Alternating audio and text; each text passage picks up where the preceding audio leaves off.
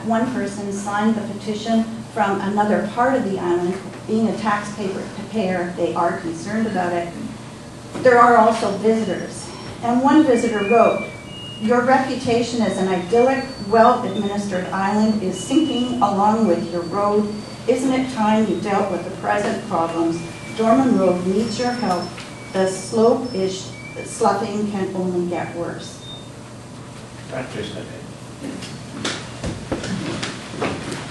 And someone living there said, "We just returned to Bowen following the winter in Cabo and are disgusted that approaching 4 years, the Dorman Road situation has yet to be rectified. Even in Mexico, the job would have been done by now." So you don't make a presentation without making the ask, will Dorman Road be fixed prior to the next election? Yes, Joyce.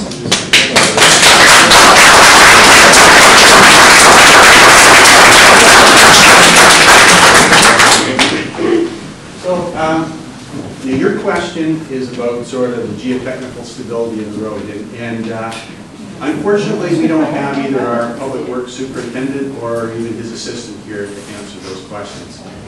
So I'll do my best. Actually, no. When is it going to be done? Okay, well then, because the two are inevitably combined. Let me explain. How long does it take to get a test and get an answer back? We have an answer back. Pardon? We have an answer. Okay, you have an answer. Why don't you make a decision? Well, We'll talk about as the yet. answer. We'll talk about the answer. Maybe with somebody else. Maybe have a study about it. No, let's be fair. That's fair. No. Let's be fair to the process. I'd like to talk about complexity. And what appears may not be what is. Now, here's what we know. We know that the one lane, the existing lane, is on bedrock. There's a 1/6 of a meter of soil over top of bedrock. The geotechnical interpretation of that, it's stable. The outer lane is not. It's clearly slumping. But one of the things that staff learned over the winter when we had to use that outside lane was that even with the heavy traffic that took place during wet conditions, which are most problematic, and big trucks running over it, they had micrometers on it, and they saw no subsidence on that. Now, nobody's debating that that road has not subsided and could subside more. But here's the essential issue, and this is going to be the thing that council struggles with. It's not our only road failure. We have road problems around the island. We, in fact, have 3 road failures. And one of them, actually, when I talked to staff, they put it higher in priority. And it happens to be between the Fire Hall and Gates Hill Road. And it would, if that road went, it would completely disconnect parts of the island. So in terms of priorities, they've said, boy, that's something we definitely have to deal with.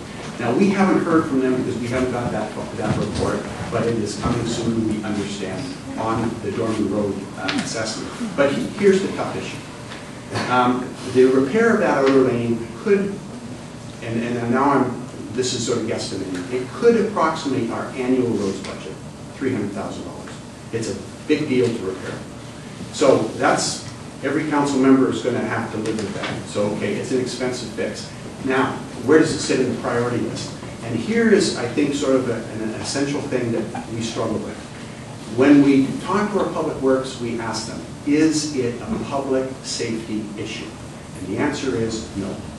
It is a constriction from a 2-lane to 1 lane and back to 2-lane. But it is on a straight line. There's a very good view line along there. And effectively, it is approximated elsewhere, not in our community, where you go, but well, there's one other example where you constrict to a 1-lane road and then back to 2.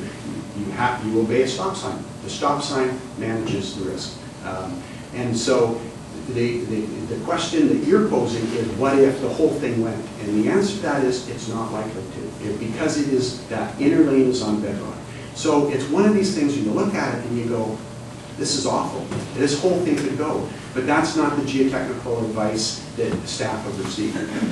All that said, and hearing the concerns that you've expressed, council's going to have to struggle through that decision and weigh where does it fit, like how much can we afford, where does this fit in the priority list, We realize that there is a community that is really being hurt by this.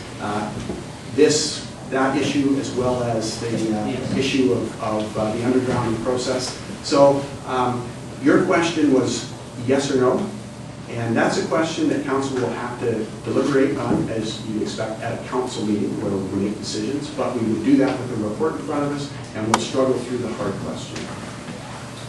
Yes? I'd like to just make a comment in response, which I think is fair.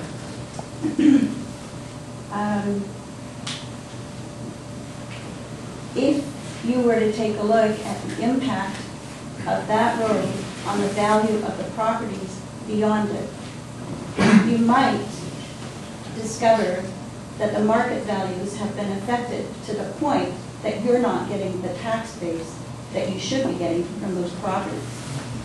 So, number one, I'm not a geotechnical expert, so I can't respond, but I have been involved in slumps, and I do know that when something slumps, other stuff goes with it. Number two. Number three, to council, I have to say, take a look at how much you're spending on consultants' reports. Here, here. Thank you, Chair. Here, here. I'm sorry, but I do believe that it's time to pay attention to some of the knitting as well as some of the dreaming. And I'm going to leave it at that. Great. I'd like to move on. We've got a long list here. Lisa, do you want to comment? Yes, just a quick comment. You know, I appreciate Joyce, your words. My son's best friend lives at the end of Taylor Road, so I'm up on that road twice a week. And I exchange childcare with my friend's mom, so I'm back and forth from Blue Water in the road in the middle of winter, the rain. And I have no geotech expertise, and I, here in support what Bob is saying, but at the same time, I've definitely taken a position on this council, both in writing and in words, saying that the roads are the priority for me, and that's a very unglamorous position. I think that the roads and the fire hall are the most important things at the moment going on, because I believe that we should first take care of the house we have before making expansions. I live all the way in Blue Water, so I get to see various other roads too that are degrading and posing huge risks in the dark, in the slick rain. And I worry, even though I have heard about the stability of that slope, the reality of driving it at night, at 8 o'clock at night in the rain, when it's slick and that kind of rain that we get where the roads start shining, and I have an 8-year-old in the back seat or 3 8-year-olds, my heart goes out to you because I feel at risk on that road. And so for the end of my term on council, my priority, other than environmental protection, is to take care of our roads and look at the fire hall. And I guess I would just say, we have a budget for it, a certain amount of money that's allocated, but I also believe that we should be looking at increasing it to take care of it. So I appreciate your answer. So I'd like to move on from that question. These are good questions. It's reminding us all